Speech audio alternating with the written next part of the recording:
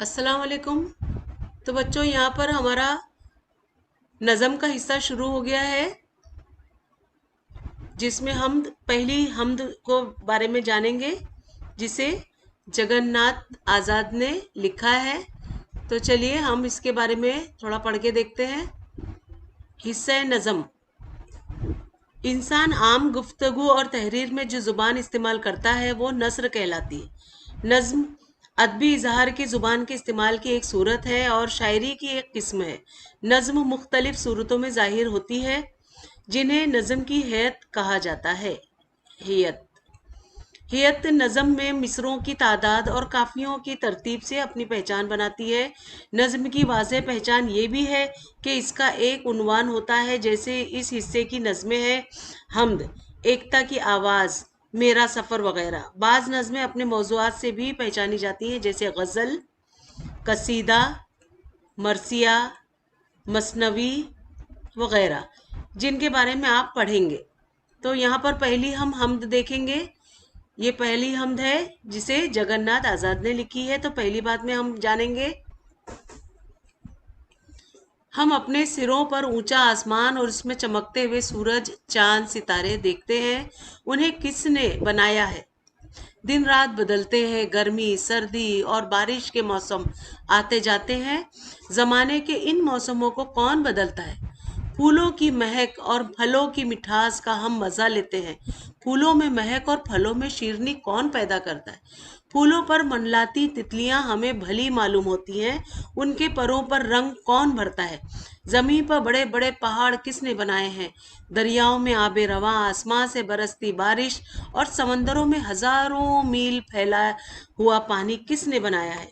ये सारे काम इंसान के बस के नहीं, अल्लाह ताला ने अपनी कुदरत से इनको पैदा किया है। इसीलिए हम इनकी तारीफ करते हैं। अल्लाह ताला की यही तारीफ हमद कहलाती है।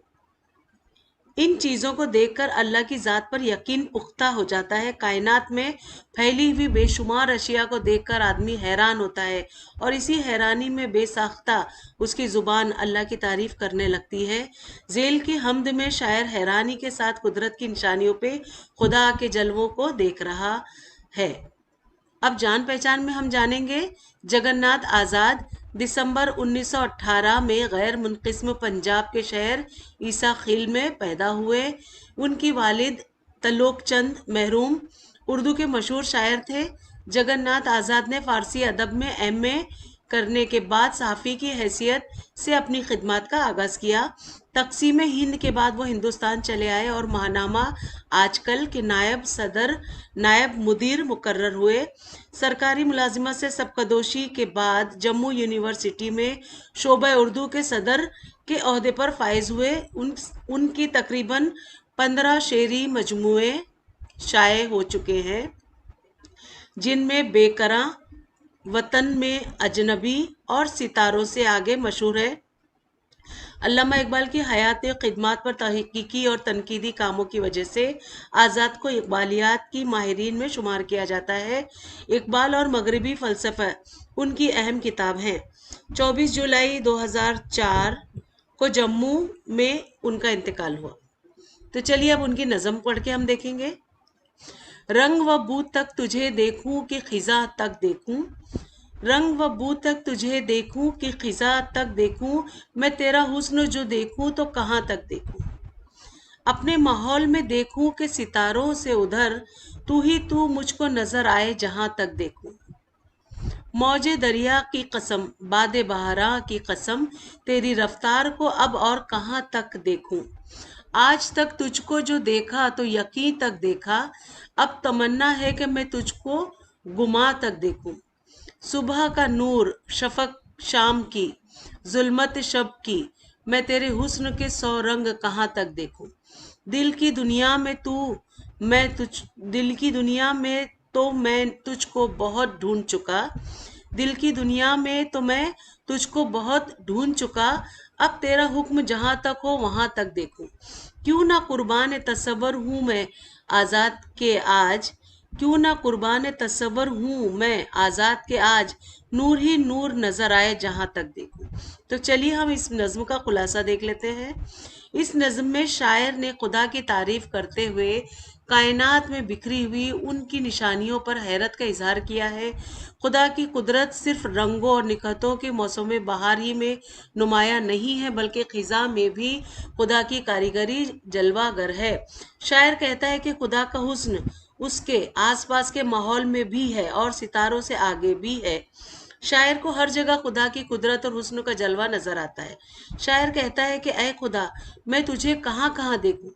दरियाओं की मौजें, बहार के मौसम की फरहत बख्श हवाएं, सुबह की रोशनी, रात का अंधेरा, शाम में नजर आने वाले शफक के दिलकश नज़ारे, गोया तेरे हुस्न हर रंग में बिखरा हुआ है। शायर ने खुदा को अपने यकीन के मुताबिक देखा है और वो चाहता है कि अब उसे गुमा तक देखे, यानी उसकी कुदरत और हुकमत तो इंसान की गुमा से बाहर है। गोया शायर खुदा को उसकी अजमत के साथ देखना चाहता है। शायर ने खुदा को अपने दिल की दुनिया में देखा, लेकिन अब वो उसे वहां तक देखना चाहता है जहां तक खुदा का हुक्म चलता है, और खुदा का हुक्म कायनात के हर जर्रे पर चलता है।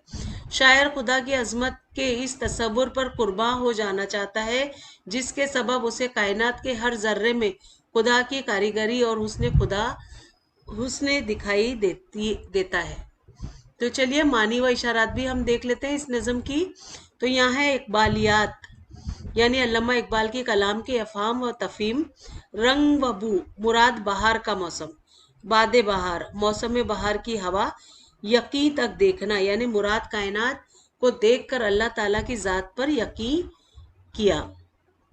गुमा तक देखूं, यानी शायर चाहता है कि अपनी फिक्र व ख्याल के मुताबिक अल्लाह ताला की ज़ात पर यकीन करे। हुस्न के सौ रंग, अल्लाह की कुदरत के जलवे। दिल की दुनिया, मुराद फिक्र, ख्याल, जज्बा, एहसास।